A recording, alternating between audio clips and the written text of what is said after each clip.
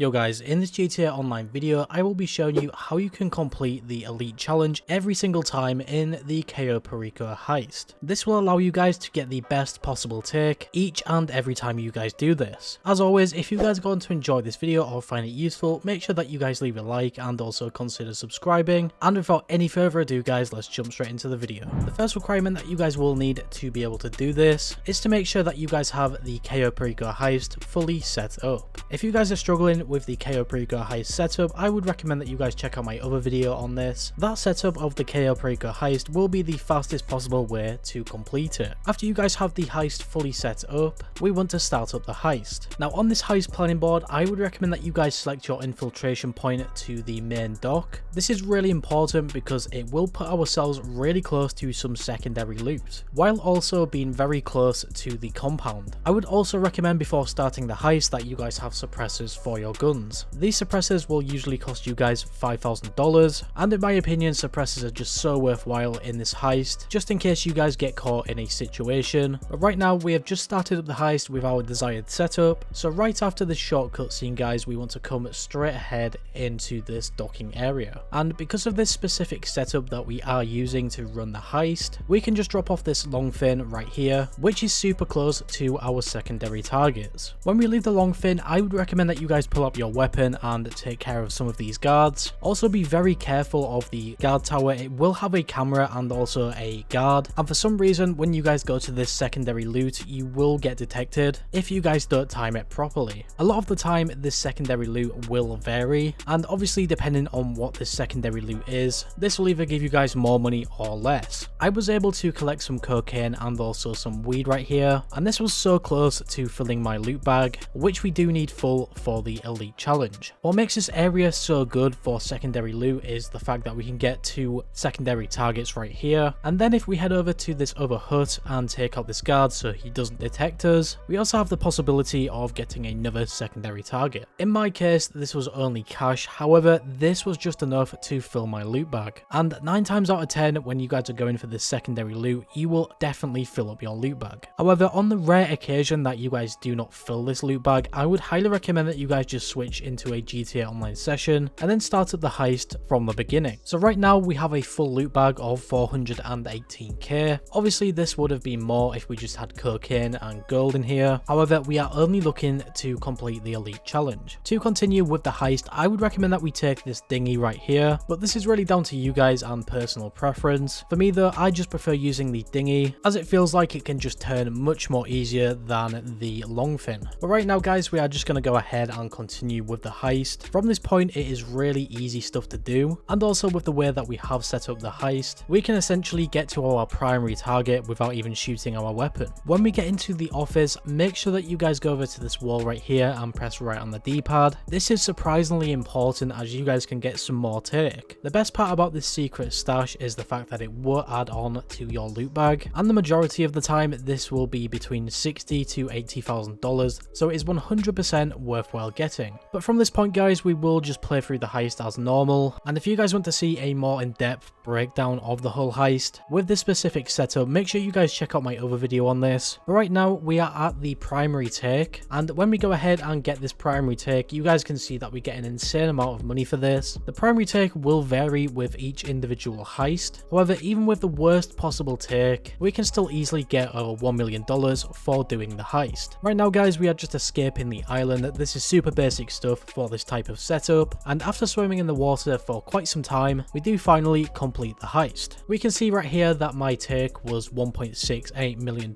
and because we did this solo, we get 100% of that take. After this, we can see if we did the Elite Challenge, and for this we need to complete it in under 15 minutes. We can see there that we only had 9 minutes and 35 seconds, which is insane. Also, we need to have 0 hacks failed. I'm pretty sure this is only for the fingerprint cloner. This is really simple to do. And then last but not least, we need to have full loot bags, which we took care of at the start of the heist. And after completing this Elite Challenge, you guys can see that we get an extra 100k just for doing that. So altogether, just from doing this heist solo, we do get $1.78 million.